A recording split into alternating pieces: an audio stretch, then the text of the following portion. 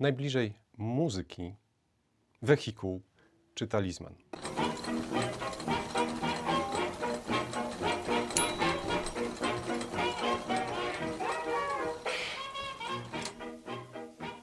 Jak Państwo wiecie, jesteśmy na samym początku drogi cyklu Najbliżej muzyki.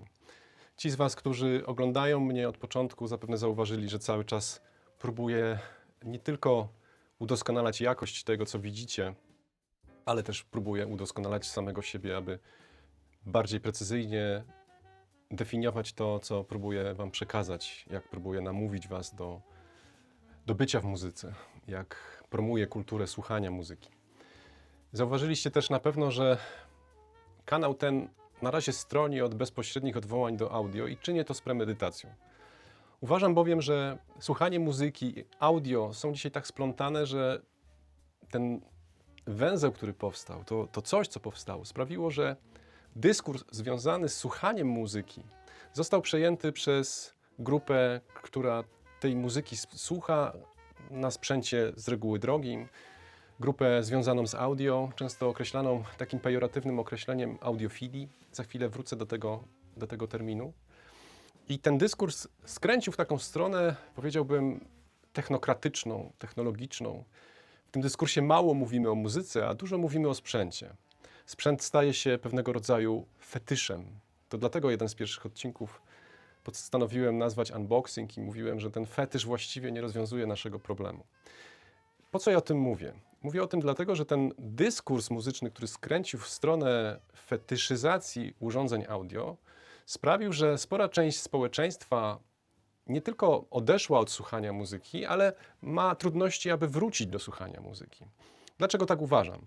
Dlatego, że zauważyłem, iż w momencie, kiedy ktoś, kto próbuje wrócić do słuchania muzyki, bo w naszej młodości, może źle mówię, w mojej młodości, słuchanie muzyki było czymś bardziej takim, powiedzmy, powszechnym, ale nie w takim sensie, że muzyka wtedy była bardziej dostępna. O nie, nie. Teraz jest bardziej dostępna. Możemy tego doświadczać właściwie w każdej chwili, bo każdy z nas ma telefon, a w telefonie mamy cały świat, jak wiemy.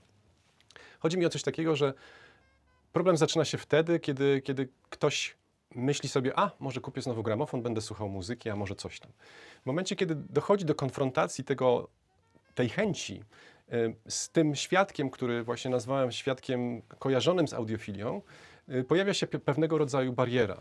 Bowiem ten świat, który koncentruje się na tym fetyszyzowaniu, jak ja to nazwałem, na tym, jak też to nazywam, talizmanie audio, nie udziela odpowiedzi na pytanie, jak znaleźć się najbliżej muzyki. On udziela odpowiedzi na pytanie, jak znaleźć się najbliżej sprzętu. Ale mam takie poczucie, graniczące z pewnością, że to nie o sprzęt chodzi. Chodzi o pewnego rodzaju doświadczenie, o praktykę słuchania muzyki, która powinna być dostępna dla każdego. Znowu, nie mam na myśli tutaj tylko dostępności ekonomicznej, tylko dostępność taką, która sprawiłaby, iż rozmowy na temat słuchania muzyki nie koncentrowałyby się tylko i wyłącznie wokół tego, czy dany sprzęt kosztuje X, tyle co nerka, czy tyle co noga. Chodziłoby o to, aby rozmawiać o słuchaniu muzyki, o tym, że jakość słuchania tej muzyki w oderwaniu od tego. Dlaczego zatem tytuł tego odcinka Wehikuł czy talizman? Dzielę bowiem proceder słuchania muzyki na takie dwie grupy.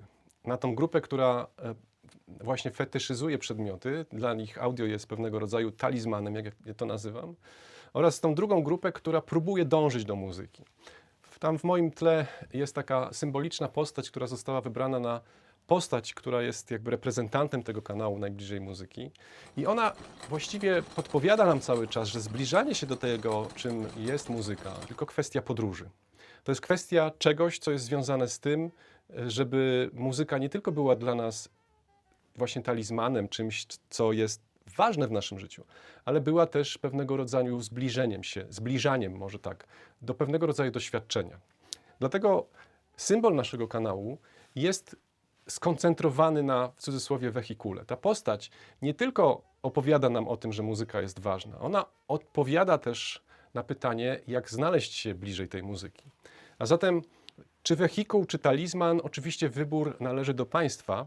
Ja tylko chcę zwrócić uwagę na to, że żeby znaleźć się bliżej muzyki, Musimy poświęcić troszeczkę energii na to. To nie jest kwestia tego, że pewnego dnia muzyka na nas spadnie, chociaż jest taka ciekawa książka, od razu ją polecę, nazywa się Muzykofilia i tam takie przypadki się zdarzają, że muzyka nagle na kogoś spada. Polecam lekturę. Mnie w tym odcinku chodzi o coś innego. Chodzi o zwrócenie uwagi na to, że aby znaleźć się bliżej muzyki, musimy wsiąść na taki bicykl jak tamten gość za mną i zacząć pedałować. Musimy się troszeczkę wysilić, aby przybliżyć się do muzyki. Ale nie chodzi o muzykę. Chodzi o pewien rodzaj doświadczenia, o pewien rodzaj praktyki, która będzie wnosić do naszego życia wymierną jakość. A zatem, jak odpowiedzieć na pytanie wehikuł czy talizman? Ja zdecydowałem dawno. Dla mnie słuchanie muzyki i tak zwane audio to wehikuł. Mówiłem jeszcze o tym, że wrócę na chwileczkę do hasła tego pejoratywnego określenia grupy ludzi, którzy słuchają muzyki na lepszym sprzęcie i tego określenia audiofilia, które właściwie jest troszeczkę nawet nie tyle, że pejoratywne, ale i obśmiewane i tak dalej. To chciałbym przypomnieć i chciałbym do tego hasła się odwoływać tutaj w tym programie, ale tylko i wyłącznie w jego pierwotnym znaczeniu, bowiem audiofilia to nic innego jak umiłowanie dźwięku. A pamiętajmy, że jedną z najbardziej składowych cech muzyki, jednym z elementów muzyki, który jest jego absolutnie pierwiastkową taką energią, takim czymś pierwotnym, wleciało mi słowo, to właśnie dźwięk, to właśnie brzmienie. I bez bogactwa brzmienia, które wnosi też muzyka, nie możemy tej muzyki w pełni docenić. A zatem, czy wehikuł, czy talizman? Wy zdecydujcie.